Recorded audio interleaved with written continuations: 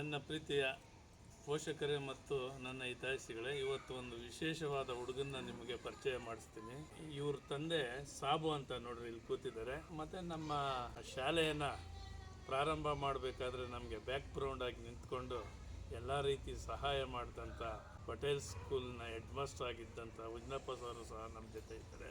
ಈಗ ಒಂದು ವಿಶೇಷವಾದ ಹುಡುಗನ್ನ ನಿಮಗೆ ಪರಿಚಯ ಮಾಡ್ತೀನಿ. ಈ ಹುಡುಗ ಜಿ ವಿ ಕೆ ಅಗ್ರಿಕಲ್ಚರ್ ಯೂನಿವರ್ಸಿಟಿಯಲ್ಲಿ BSc ಅಗ್ರಿಕಲ್ಚರ್ ಮಾಡಿದ್ದಾನೆ. ಇವ್ರ ತಂದೆ ಬಂದು ಸಾಬು ಅಂತ ಹೇಳ್ಬಿಟ್ಟು ನಮ್ಮ ಹತ್ರ 25 ವರ್ಷಗಳಿಂದ ಗಾರೆ ಕೆಲಸ ಮಾಡ್ಕೊಂಡಿದ್ದಾರೆ. ತಾಯಿನೂ ಗಾರೆ ಕೆಲಸ ಮಾಡ್ಕೊಂಡಿದ್ದಾರೆ. ನಾನು ಹಲವು ಬಾರಿ ಹೇಳ್ತಾ ಇರ್ತೀನಿ, ಏನು ವಿದ್ಯೆ ಯಾರು ಶ್ರಮ ಪಡ್ತಾರೆ, ಯಾರು ಆರಾಧಿಸ್ತಾರೆ, ಯಾರು ಅಪ್ಕೊಂಡು ತಪ್ಕೊಂಡು ಪ್ರೀತಿಸ್ತಾರೆ ಅವ್ರ ಸತ್ತು ಅಂತ. ಅದೇ ರೀತಿ ನೋಡ್ರಿ, ಆ ವಿದ್ಯೆಗೆ ಬಡವ ಬಲ್ಲಿಗ ಇವನು ಆ ಜಾತಿ ಈ ಜಾತಿ ಅನ್ನೋ ಭೇದ ಭಾವವೇ ಇಲ್ಲ. ಈಗ ಆ ಹುಡುಗನ ಬಾಯಿಂದನೇ ಕೇಳೋಣ. ನಿಮ್ಮ ತಂದೆ ಈಗ ನೀನು ಮುಗಿಸ್ದಲ್ಲ, ಅದ್ರ ಬ್ಯಾಕ್ಗ್ರೌಂಡ್ ಹೇಳಪ್ಪ. ಎಲ್ಲಿಂದ ನೀನು ಯಾವ ಶಾಲೆಯಿಂದ ಸ್ಟಡಿ ಮಾಡ್ಕೊಂಬಂದೆ? ನಿನಗೆ GVKV ಅಗ್ರಿಕಲ್ಚರ್ ಯೂನಿವರ್ಸಿಟಿಯಲ್ಲಿ BSc ಅಗ್ರಿಕಲ್ಚರ್ ಸೀಟ್ ಹೆಂಗೆ ಸಿಕ್ತು ಅದನ್ನು ಸವಿಸ್ತರವಾಗಿ ಹೇಳು. ಮತ್ತು ನಿನ್ನ ಎಜುಕೇಷನ್ ಎಲ್ಲಿ ಮಾಡಿದೆ, ಪ್ರೈಮರಿ ಎಜುಕೇಷನ್ನು, ಕಾಲೇಜ್ ಎಲ್ಲಿ ಮುಗಿಸಿದೆ ಹೇಳು. ನಮಸ್ಕಾರ ಸರ್, ನನ್ನ ಹೆಸರು ಮಹೇಶ್ ಅಂತೇಳಿ. ಇವರು ನಮ್ಮಪ್ಪ ಜೋರಾಗಿ ಸಾಬಣ್ಣ ಅಂತೇಳಿ, ನಮ್ಮಮ್ಮ ರಾಮಮ್ಮ ಅಂತೇಳಿ. ಸೊ ನಾನು 1ರಿಂದ 7ನೇ ತರಗತಿಯವರೆಗೆ ಗೌರ್ಮೆಂಟ್ ಸ್ಕೂಲ್ ಸರ್ಕಾರಿ ಹಿರಿಯ ಪ್ರಾಥಮಿಕ ಶಾಲೆ ಚಪ್ಪೇಟ್ಲಲ್ಲಿ ಓದಿದ್ದು. ಮತ್ತು ಹೈಸ್ಕೂಲ್ ಕೂಡ ಪ್ರೌಢಶಾಲೆ ಕೂಡ 8ರಿಂದ 10ನೇ ತರಗತಿವರೆಗೆ ಅಲ್ಲೇ ಚಪ್ಪೇಟ್ಲ ಸ್ಕೂಲಲ್ಲಿ ಓದಿದ್ದು. ಆನಂತರ ಸೆಕೆಂಡ್ PUC ಪ್ರೈವೇಟ್ ಕಾಲೇಜಲ್ಲಿ ಮಾಡಿದ್ದೆ. ಅಂದರೆ ಶ್ರೀ ಲಕ್ಷ್ಮೀ ತಿಮ್ಮಪ್ಪ PU ಕಾಲೇಜ್ ಅಂತೇಳಿ, ಗುಮ್ಮಿಟ್ಕಲ್, ಅದು ನಮ್ಮ ಹುಬ್ಬಳ್ಳಿ ಬರುತ್ತೆ.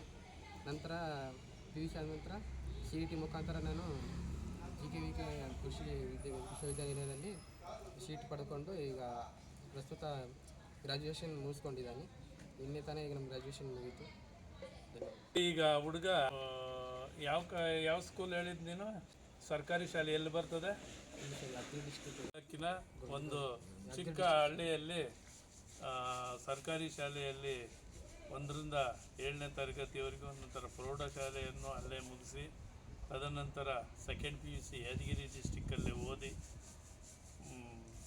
ಸೆಕೆಂಡ್ PUC ಮುಗಿದ ಮೇಲೆ CET ಬರೆದು ಆ CETಯಲ್ಲಿ ರ್ಯಾಂಕಿಂಗ್ ಪಡೆದು ಆತನಿಗೆ ಆಸೆ ಇತ್ತು, ವೆಟರ್ನರಿ ಡಾಕ್ಟ್ರ್ ಆಗಬೇಕು ಅಂತ ಆಸೆ ಇತ್ತು.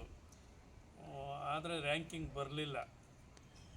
GVKಯಲ್ಲಿ ಅಗ್ರಿಕಲ್ಚರ್ BSc ಮಾಡಿಕೊಂಡು ಈ ಗ್ರ್ಯಾಜುಯೇಸ್ ಮುಗಿಸಿ ಈಗ ಮುಂದೆ ಏನು ಮಾಡಬೇಕಂತಿದೆಯಾ? ಮುಂದೆ ಕಾಂಪಿಟೇಟಿವ್ ಎಕ್ಸಾಮ್ಗೆ ಓದ್ತಾ ಇದ್ದೀನಿ. ಕಾಂಪಿಟೇಟಿವ್ ಎಕ್ಸಾಮ್ಗಳು ಈಗ ಸ್ಟಡಿ ಮಾಡಿ ಬರೆದು ಒಳ್ಳೆಯ ಒಂದು ಹಂತಕ್ಕೆ ತಲುಪಬೇಕಂತ ಗುರಿ ಇಟ್ಕೊಂಡಿದ್ದಾರೆ.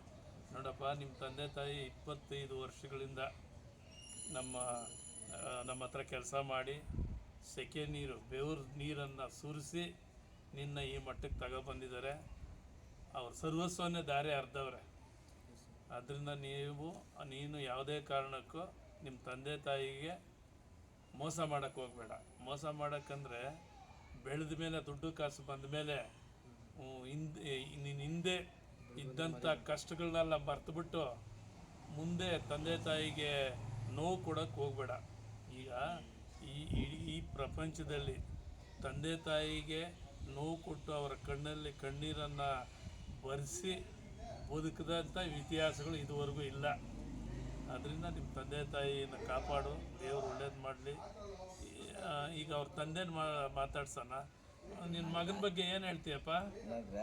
ಏನಿಲ್ಲ, ನಾನು ಚೆನ್ನಾಗಿ ದುಡಿಮೆ ಮಾಡಿಬಿಟ್ಟು ಓದಿಸಿದ್ದೀನಿ, ಇವರೇ ಆಸ್ತಿ ಅಂತ ತಿಳ್ಕೊಂಡಿದ್ದೀನಿ ಅಂತ ಹೇಳಿ.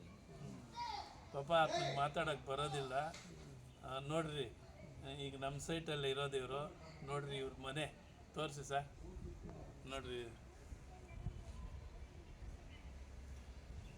ಅವ್ರ ತಾಯಿನೊಂದು ತೋರಿಸಿದ್ರು. ಸೋಡ ಮೈಪಕ್ಕೆ.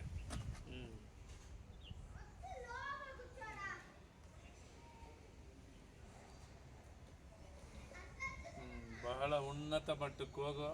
ದೇವ್ರು ನಿನ್ಗೆ ಒಳ್ಳೇದು ಮಾಡಲಿ. Thank you.